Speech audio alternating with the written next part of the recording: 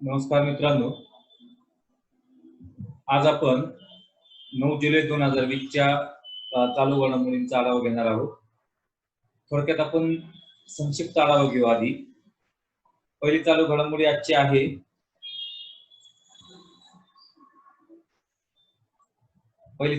आजची आहे ज्येष्ठ अभिनेत्री जगदीप यांचे निधन.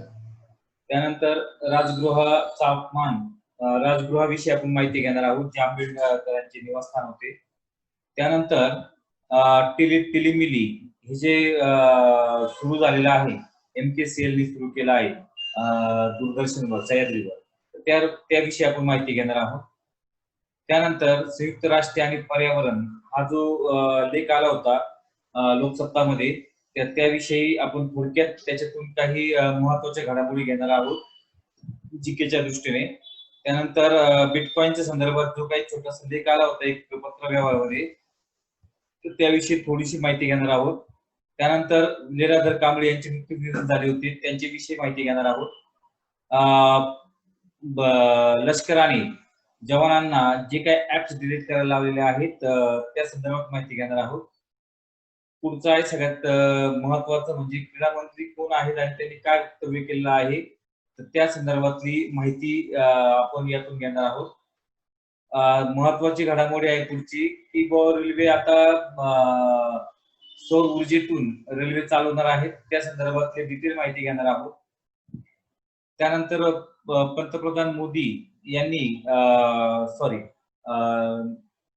ही बातमी दुसरी आहे, ऑपरेशन समुद्र सेतू विषयी माहिती घेणार आहोत. त्यानंतर पंतप्रधान नरेंद्र मोदी यांनी जे काही ARSC प्रकल्प सुरू केला आहे, तर त्या प्रकल्पाविषयी माहिती घेणार आहोत. परीक्षेला गॅरंटी पडणारा प्रश्न आहे. तसेच ARSC विषयी आणखी मराठीमध्ये, हिंदीमध्ये बातम्या तर त्यात मराठीमध्ये थोडीशी माहिती घेणार आहोत. त्यानंतर राष्ट्रीय गुणवत्ता परिषदेवर कांबळे यांनी कशी निवड झाली, काय आहे, त्या संदर्भातली माहिती घेणार आहोत. तर तसेच आपण आता एक लेख आला होता किंवा नक्षलवाद्यांचं सध्या काय चाललं आहे, त्या नक्षलवाद्यांच्या लेखामधून बरीचशी माहिती घेणार आहोत, जीकेच्या दृष्टीने महत्वाचे आहे. काश्मीरमधील मंदिरामध्ये श्रीची म्हणजे काश्मीरमध्ये जे मंदिर बांधले लष्कराने, त्याच्या विषयी आपण माहिती घेणार आहोत. करू शकतो हा प्रश्न परीक्षेला. अमेरिकेने WHO ला सोडचिठ्ठी दिली आहे, त्याविषयी विशेष माहिती घेणार आहोत. युरोपला जबर फटका बसण्याची भीती, तर ह्या लेखामध्ये आपण अर्थकारण कसं असणार आहे कोरोनानंतर किंवा कोरोनाच्या काळात किंवा कोरोनानंतर, त्याविषयी आपण माहिती घेणार आहोत. त्याचप्रमाणे आपण फेडरर ची माहिती मी तुम्हाला देणार आहे, फेडरर ह्या खेळाडूविषयी. तर आपण सुरुवातीपासून ह्या चालू घडामोडींचा पूर्ण आढावा घेऊ आपण आता. तर ज्येष्ठ अभिनेते जगदीप, जे शोलेमध्ये त्यांनी फार महत्वाची भूमिका केली होती, छोटीशी भूमिका होती पण बरीच गाजलेली भूमिका होती, सुरमा भोपालीची. तर ते जगदीप यांचे निधन नुकतेच झालेले आहे, ते 81 वर्षाचे होते. तर त्यांच्या बाबतीत सांगायचं म्हटल्यावर तर जावेद जाफरी आणि दिग्दर्शक नावेद जाफरी हे त्यांचे पुत्र आहेत. तसेच त्यांनी शोले चित्रपटात त्यांनी सुरमा भोपालीची भूमिका केली होती. परीक्षेला प्रश्न पडू शकतो, खालीपैकी कोणी सुरमा भोपाली ही महत्वाची भूमिका शोलेमध्ये केली होती. तर अत्यंत महत्वाचा असा एक चालू घडामोडी विषयक आपण चर्चा करत आहोत. ज्येष्ठ अभिनेते जगदीप यांचे दुःखद निधन झालेले आहे. त्यानंतर जगदीप यांनी बिमल यांचे दो बिघा जमीन, मुन्ना, गुरुदत्त, आरपार या चित्रपटातूनही काम केलेले, असे अनेक चित्रपट त्यांनी केलेले आहे जगदीप यांनी. पुढच्या चालू घडामोडीकडे वळू आपण. जर आत्ताच काल राजगृह जे डॉक्टर बाबासाहेब आंबेडकर यांचं निवासस्थान होतं, या निवासस्थानावर काही लोकांनी हल्ला केला आणि तोडफोड केली. तर परीक्षेच्या दृष्टीने जर विचार कराल तर आता एक चर्चेतली गोष्ट आहे. त्यामुळे अनेक महाराष्ट्राच्या जनतेच्या भावना त्यामुळे दुखावलेल्या आहेत. त्यामुळे राजगृहावर एखादा प्रश्न पडू शकतो. तर राजगृह हे काय आहे असा प्रश्न पडू शकतो. तर राजगृह हे मुंबईतील दादरच्या पूर्व भागातील हिंदू कॉलनीच्या परिसरात डॉक्टर बाबासाहेब आंबेडकर यांचे निवासस्थान आहे. ही पवित्र वस्तू 3 मजली असून डॉक्टर बाबासाहेब आंबेडकरांची जी काही पुस्तकं वगैरे त्या ठिकाणी ठेवलेले आहे. अनेक बौद्ध आणि दलित जनतेचे हे प्रमुख श्रद्धास्थळ व प्रेरणास्थळ आहे. पुढची घडामोडी आहे, 1ली ते 8वी अभ्यासक्रमानुसार सह्याद्री वाहिनीवर टिलीमिली मालिका. टिलीमिली मालिकेविषयी आपण माहिती घेणार आहोत. तर आता लॉकडाऊन मुळे अनेक प्रकारच्या शाळा बंद आहेत. त्या दृष्टीने विद्यार्थ्यांचं आर्थिक शैक्षणिक नुकसान होऊ नये यासाठी टिलीमिली ही 1ली ते 8वीच्या मराठी माध्यमातील विद्यार्थ्यांसाठी दूरदर्शनच्या सह्याद्री वाहिनीने सुरू केलेली मालिका आहे. तर ह्या टिलीमिली विषयी सांगायचं म्हटलं तर परीक्षेला असा प्रश्न पडू शकतो की टिलीमिली काय आहे, किंवा राज्यातील 1ली ते 8वीच्या मराठी माध्यमातील विद्यार्थ्यांसाठी दूरदर्शनच्या सह्याद्री वाहिनीवर कोणती मालिका शैक्षणिक मालिका सुरू करण्यात आली होती. तर टिलीमिली ही मालिका सुरू करण्यात आली होती. तर टिलीमिली ही मालिका सुरू करण्यामागे विवेक सामंत जे अध्यक्ष MKCL नॉलेज फाउंडेशनची, तर त्यांनी महत्वाची भूमिका पाडलेली आहे. MKCL त्याच्या मागे आहे. तर टिलीमिली हे लक्षात ठेवा, याच्यावर गॅरंटेड प्रश्न यावर्षी पडू शकतो. पुढचा आहे संयुक्त राष्ट्र आणि पर्यावरण. तर ह्या लेखामध्ये सगळ्यात महत्वाचं म्हणजे मी काही घडामोडी तुम्हाला देणार आहे ज्या परीक्षेच्या दृष्टीने महत्वाच्या आहे. सगळ्यात पहिल्यांदा दुसरे महायुद्ध कधी संपलं, 1945 संपलं. त्यानंतर ते संपल्यानंतर संयुक्त राष्ट्र संघाची स्थापना 1945 साली अमेरिका, भारत, इंग्लंड यांच्यासह 51 देशांनी एकत्र येऊन संयुक्त राष्ट्रांची स्थापना केली. पंडित नेहरू यांनी फार महत्वाची भूमिका याच्यामध्ये पार पाडली होती.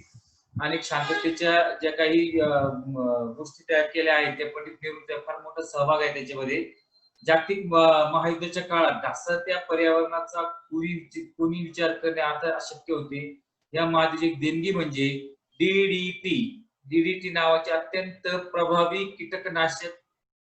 या युद्धादरम्यान जंगलात फिरणाऱ्या सैनिकांचे डास व इतर चावणाऱ्या कीटकांपासून आणि कीटकांमार्फत फैलावल्या जाणाऱ्या रोग जंतूंपासून संरक्षण करण्यासाठी वापरतात. ह्या DDT मुळे नंतर पर्यावरणाचं खूप भयंकर नुकसान झालं आणि मग त्या नुकसानी संदर्भात अमेरिकेतील वन्यजीव शास्त्रज्ञ महिलेने 1962 साली सायलेंट स्प्रिंग हे ऐतिहासिक पुस्तक लिहिले. सायलेंट स्प्रिंग हे ऐतिहासिक पुस्तक लक्षात ठेवा, सायलेंट स्प्रिंग.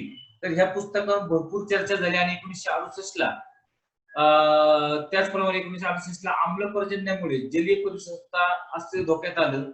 तर अशा संदर्भातल्या ज्या घडामोडी झाल्या आणि या घडामोडीतून शेवटी 1972 ला 5 जून ते 16 जून दरम्यान मानव आणि पर्यावरण अशी मध्यवर्ती संकल्पना घेऊन स्वित्झर्लंडमध्ये स्टॉकहोम या शहरात जागतिक परिषद भरली होती. स्टॉकहोम परिषदेवर प्रश्न खूप वेळा पडलेला आहे. स्टॉकहोम परिषद 1972 ला घडली होती. तर याच्या मागचं बॅकग्राऊंड DDT, त्याचप्रमाणे आम्ल पर्जन्य यासारख्या गोष्टी, दुसऱ्या महायुद्धात वापरलेल्या DDT, तर हे सर्व आहे.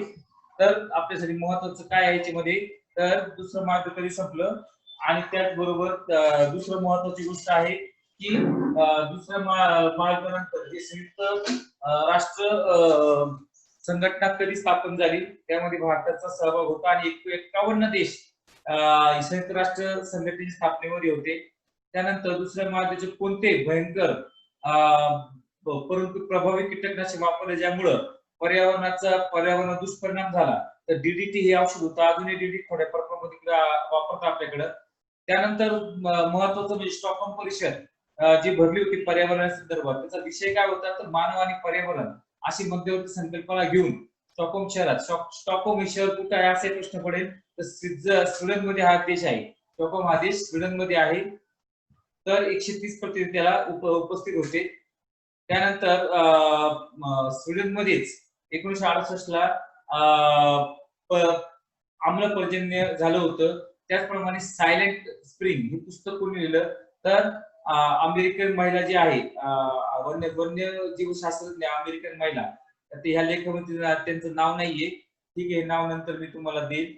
तर ह्या महिलेने सायलेंट स्प्रिंग हे पुस्तक लिहिलं. मी लगेच तुम्हाला नाव पण देतो सायलेंट स्प्रिंगचं.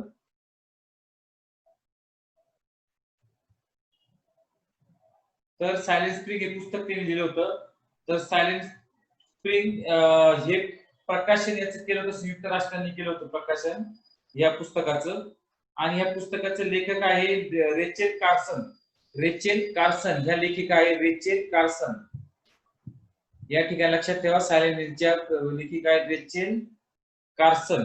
कार्सन या लेखिका संयुक्त राष्ट्र संघाने हे पुस्तक प्रकाशित केलं होतं. तर ही महत्वाची घडामोडी आहे. पुढचा आहे बिटकॉइन चा शोध कोणी लावला, एवढं स्पष्ट पडेल याच्यावर. बिटकॉइन सातोशी नाकामोटो यांनी याचा शोध लावलेला आहे बिटकॉइनचा. तर बिटकॉइन एक प्रणाली आहे ज्याच्यामधून तुम्ही वेगळ्या व्यवस्था म्हणू शकतो आपण, अशा प्रकारचा आहे. त्यावर आपण नंतर सेपरेट बघू, फार मोठा लेख आहे त्याच्यावर, कसं कार्य करते त्याच्यावर. सगळ्यात महत्वाचा आणखी एक गोष्ट, लीलाधर कांबळी यांचं निधन झालं आहे.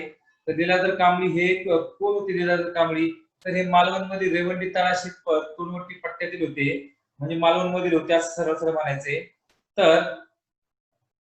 तर हे रेवंडीचे होते. त्यानंतर त्यांनी अनेक नाटकांमधून काम केले होते, ज्येष्ठ नाटककार होते ते. त्याचप्रमाणे त्यांनी सगळ्यात पहिल्यांदा कलावैभव या संस्थेत काम करायला सुरुवात केली. नयन तुझे जादूगर, कधी मागे म्हणून आपलं सॉरी हिमालयातील सावली, दुभंग कस्तुरी मुख, काचीचा चंद्र, वस्त्रहरण, वात्रट मेली, हसवा फसवी, फनी थिंक कोल्ड लव, अशा प्रकारे नाटक केले होते. यातल्या हसवा फसवी महत्वाचं आहे.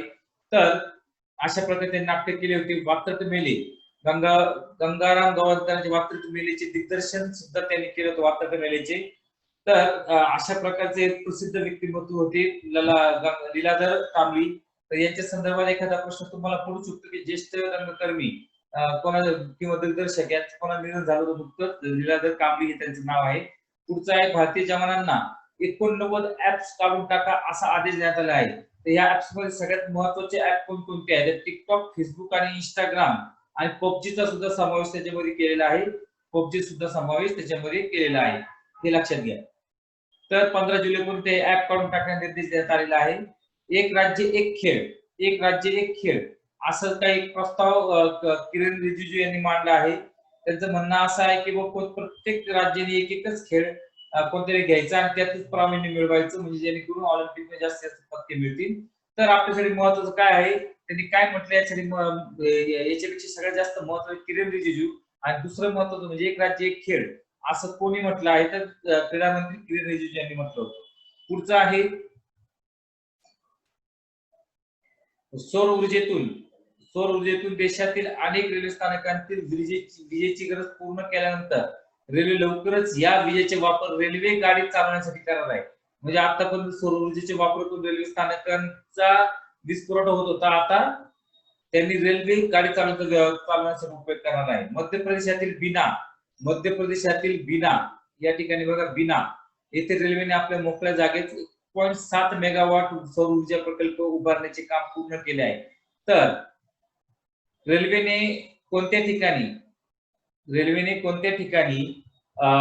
1.7 मेगावॉटचा रेल्वे सौर ऊर्जा प्रकल्प उभा केला आहे, तर मध्य प्रदेशातील बीना या ठिकाणी. त्यानंतर तर याच्यामध्ये डीसी आणि एसी असा डीसी प्रवाह तयार करतात, त्याचं एसी प्रवाह रूपांतर करावं लागतं. तर एसी टू डीसी चे रूपांतर करण्यासाठी ट्रान्सफॉर्मर वापरतात. तर हे असे ट्रान्सफॉर्मर असतात. या ट्रान्सफॉर्मर वरून त्याचं व्होल्टेज वाढवतात.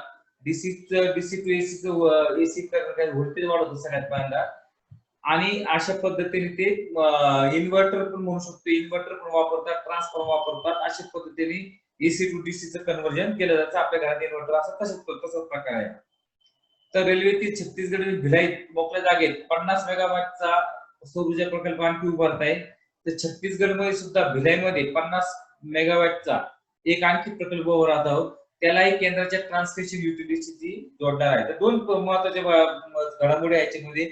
सगळ्यात महत्वाची पहिली घडामोडी आहे, तर कोणत्या ठिकाणी मध्य प्रदेशात 1.7 मेगावॉटचा रेल्वे चालवण्यासाठीचा सौर ऊर्जा प्रकल्प उभारला जाते, तर बीना, मध्य प्रदेश बीना. आणि दुसरा कोणत्या ठिकाणी 50 मेगावॉटचा रेल्वे ट्रान्समिशन युटिलिटीशी जोडण्यासाठीचा सौर ऊर्जा प्रकल्प उभारला जात आहे, तर छत्तीसगड मधील भिलाईमध्ये.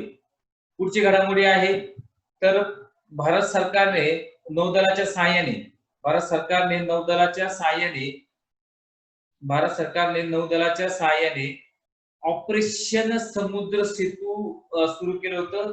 याचा हेतू होता की परदेशातील नागरिकांना भारतात आणण्याचा हेतू होता. तर 55 दिवसात त्यांनी 3992 नागरिक आणले होते. ऑपरेशन समुद्र सेतू हे जे होते समुद्र सेतू सारखंच दुसरं निकाल एक बाहेरच्या देशात नागरिकांना आणण्याचं आणखी एक ऑपरेशन याच्या आधी राबवलं होतं.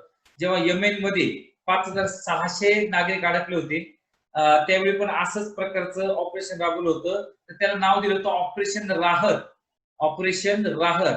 तो परीक्षेला प्रश्न पडला, येमेन मधील भारतीयांना आणण्यासाठी नौदलाने कोणतं ऑपरेशन राबवलं होतं? त्या ऑपरेशन राहत येमेन मधून ते नागरिक आणण्यासाठी 2015 मध्ये. आणि कोरोनाच्या काळात परदेशातील नागरिकांना भारतात परत आणण्यासाठी नौदलाने कोणतं राबवलं होतं? तर ऑपरेशन समुद्र सेतू. ऑपरेशन समुद्र सेतू या प्रकारचं ऑपरेशन राबवलं होतं. 8 मेला सुरू झालं होतं आणि यासाठी INS जलाश्व हे युद्ध नौका वापरली होती. INS जलाश्व. तर यावर प्रश्न पडू शकतात तुम्हाला, कोणते युद्ध नौका वापरल्या होत्या? तर युद्ध नौका कोणकोणते होत्या? INS जलाश्व आणि 3 इतर शिप टँक ज्या होत्या INS ऐरावत, INS शार्दूल आणि INS मगर. लक्षात ठेवा, जलाश्व, ऐरावत, शार्दूल आणि मगर. पुढची घडामोडी आहे, पंतप्रधान नरेंद्र मोदी यांनी स्वस्त भाड्याने घर देण्याची एक योजना राबवली आहे. ARSC योजना असं म्हणतात. ARSC योजनेविषयी आपण थोडक्यात माहिती घेऊ पुढच्या याच्यामध्ये. तर पंतप्रधान नरेंद्र मोदी यांच्या अध्यक्षतेखाली केंद्रीय मंत्रिमंडळाच्या बैठकीत शहरी स्थलांतरित आणि गरीब लोकांसाठी वाजवी दरात भाडेतत्वावर घर उपलब्ध होण्यासाठीच्या गृहसंकुल विकास योजनेला, ARSC म्हणजे काय? गृहसंकुल विकास योजना मंजूर देण्यात आली. राज्य, केंद्र प्रदेश पारदर्शक लिलावाच्या माध्यमातून सवलतदाराची निवड करतील. 25 वर्षानंतर ही संकुले स्थानिक स्वराज्य संस्थांकडे परत केली जातील. त्यानंतर पुढचा भाडे करार करणे किंवा स्वतः चालवणे वगैरे वगैरे निर्णय घेतील. असा हा प्रकारचा हा आहे. पुढं भारतीय गुणवत्ता परिषदेवर कामगिरी. केंद्र सरकारच्या वाणिज्य आणि उद्योग मंत्रालयाअंतर्गत येणाऱ्या भारतीय गुणवत्ता परिषदेच्या सदस्यपदी जीपी ग्रुपचे जे शशिकांत कांबळे यांची नियुक्ती करण्यात आलेली आहे. तर ठीक आहे, मी पडू शकतो परीक्षेला, सांगता येत नाही, कारण की महाराष्ट्राचे असल्यामुळे महत्वाचं आहे. तर भारतीय विद्यापीठाचे जनसंपर्क अधिकारी म्हणून शशिकांत कांबळे सध्या काम करत आहेत. ग्लोबल सोशल स्टडी आणि रिसर्च ऑर्गनचे अध्यक्ष आहेत.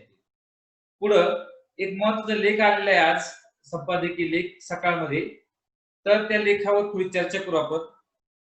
तर सगळ्यात महत्वाचं जे कोरोनामुळे सगळ्यात जनजीवन विस्कळीत झाले त्याच वेळेला गडचिरोलीमध्ये महाराष्ट्र पोलीस सुद्धा हे जे नक्षलवादी यांचे नाकाबंदी आलेला आहे. तर त्यांनी करानसूरच्या जंगलात पोलिसांनी 40 नक्षलवाद्यांना ठार केले होते. ठार केले तेव्हा नक्षलवादी चळवळ जबर फटका बसला होता. परंतु त्यांनी आपलं अस्तित्व टिकवण्यासाठी परत त्यांनी आता मधून मधून त्यांनी सुरुवात केलेली आहे बैठका घ्यायला.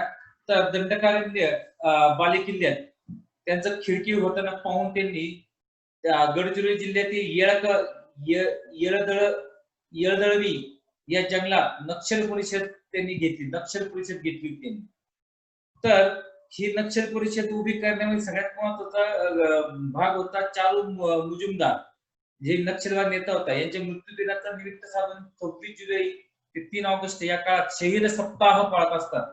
शहीद सप्ताह, नक्षलवादी शहीद सप्ताह कोणाच्या मृत्यू दिनाच्या निमित्ताने पाळतात? तर नक्षलवादी नेता चारू मुजुमदार. चारू मुजुमदार लक्षात ठेवा, नक्षलवादी नेता चारू मुजुमदार.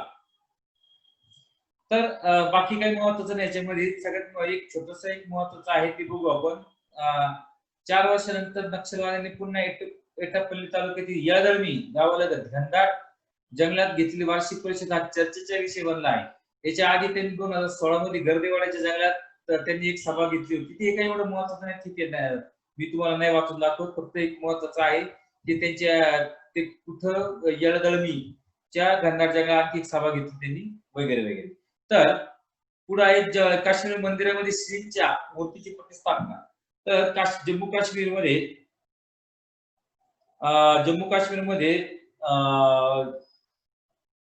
मराठा बटालियनचे जवान जे होते, ह्या जवानांनी गुरेज सेक्टर कंजलवान या गावी गणपतीचे सुंदर मंदिर बांधले आहे. तर लक्षात ठेवा, गुरेज सेक्टर कंजलवान या ठिकाणी गणपतीचे सुंदर मंदिर कोणी बांधलेले आहे? मराठा बटालियनच्या जवानांनी. म्हणून हा प्रश्न जास्त महत्वाचा मला वाटला. पोलीस भरतीला याच्यात प्रश्न पडू शकतो तुम्हाला. पुढं WHO ला अमेरिकेची सोडचिठ्ठी. आता डोनाल्ड ट्रम्प जे आहे हे व्यक्तिमत्व पूर्ण वेगळं आहे.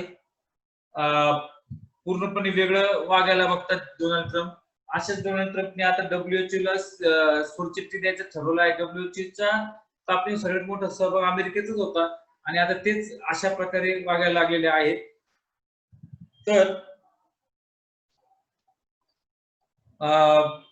याचं कारण असं होतं की डोनाल्ड ट्रम्पचं म्हणणं असं आहे की या चीननी संपूर्ण जगात हा कोरोनाचा प्रसार केला आणि त्याची बाजू WHO घेतो, म्हणून ते म्हणतात आता मी WHO सगळ्यात मोठा गुंतवणूकदार जर कोणी असेल तर तो अमेरिका आहे सध्या.